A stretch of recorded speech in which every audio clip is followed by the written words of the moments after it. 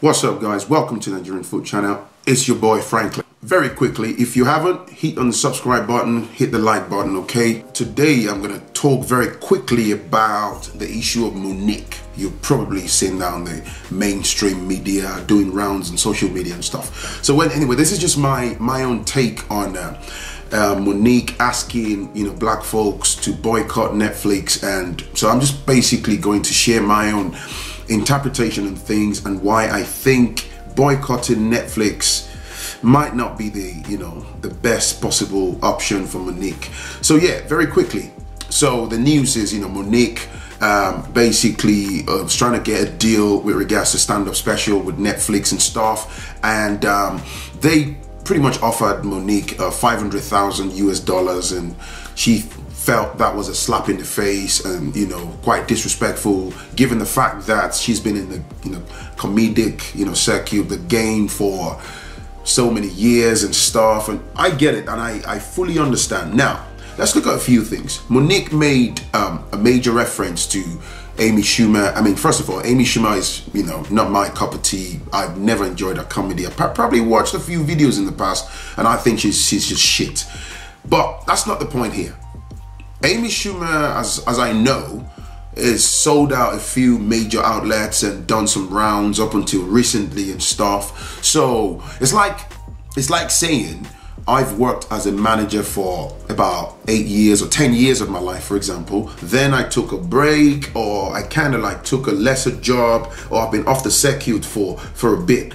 Anyone who's quite familiar with the job market knows that if I want to get back into that managerial role and there's a massive gap, or I've not been doing so much, say I was earning 50,000 pounds a year or 60,000 pounds a year, to be able to jump back and start earning 60,000 pounds a year will be quite challenging, and no employer will be willing to pay you that figure. You'll have to take a bit of a blow, and then build back up. But in the case of Monique, yes, she has a profile of being a popular comedian and all that stuff, but the problem is she's not doing rounds like this top comedians that she named, even though she's a legend in her own right, and I'm not denying that.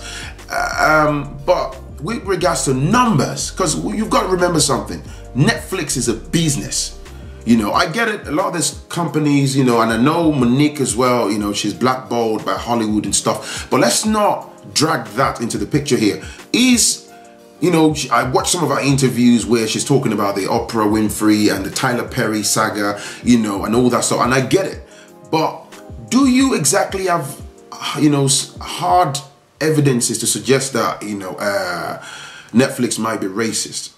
Because then we stand the risk of people saying, oh, because you're black, you're pulling out the race card, and then you're seen as a joke. So when we need to address really racist stuff, we're not going to be listened to. You'll be seen as a joke, as you're taking advantage, you're bastardizing the whole racism thing. Every little somebody steps on your shoes, you shout racism. And racism is a serious matter. It's a serious thing that affects, folks like me, colored people like me, and it forms a major part of our everyday struggle, microaggressions and stuff. So racism is nothing trivial.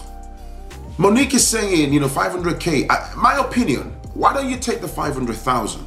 Right, and maybe sort of have this sort of arrangement like, you know what, okay, I'm gonna take this 500K, or maybe kind of pull back a little bit and negotiate. Maybe if you could have pushed to about maybe 700 or 800K and say, okay, I'll take the blow because I've not been selling major circuits. I don't think that makes you less funny.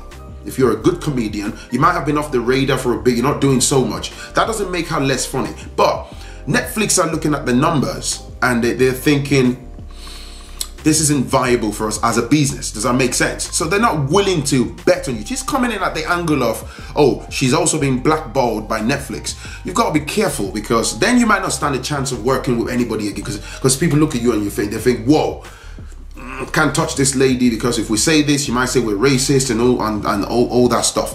But maybe if she had taken 700K or 800K, then you bust your backside, you work hard, you kill that special, then you go back to the negotiating room and you tell Netflix, I want $2.5 million, I want $3 million. Talking about anything recent. You've seen what I did for you guys, which is quite recent. I smashed it, I killed it, I did this and this and this. Then you can wrap around your data, your recent performance, and you can kill it. Because, I don't know, you know, it's sad though, because I get it. There are loads of, you know, black folks within the Hollywood circuit and stuff that are underpaid. These problems are prevailing, they're existing, they're there. That's a fact. You know, I'm not refuting those claims. There are black female actors, or should I say actresses, that are great at their craft, and they're paid shit money, right? Compared with their white counterparts, right? But let's be careful. Looking at this particular narrative, this particular scenario, right, with Netflix people. She said they sent, you know, their representatives to some of our shows and they gave feedbacks and said, oh, you killed it, you did well. But again, Netflix is a business. That doesn't mean I'm saying whatever they've said to you in that business room is completely justifiable. All I'm saying is, I understand you're blackballed. Being blackballed means you're unable to earn properly, because that's what it means, you know, being blackballed, which is unfair. And I empathize with that woman. But maybe that 500 bag, you could have negotiated and tried to push a bit further, maybe like 750 or 800K. Like I said earlier, and then you put your best craft in. People support you, you know, you put your energy into getting the black folks and people around the world to watch your special on Netflix. And if the numbers shoot up, look at, for example, look at Will Smith. Will Smith is a popularly known actor, he's a great actor, but he's had some flops in the past years. Consecutive films that are shit. Bright came out on Netflix. Will Smith smashed it.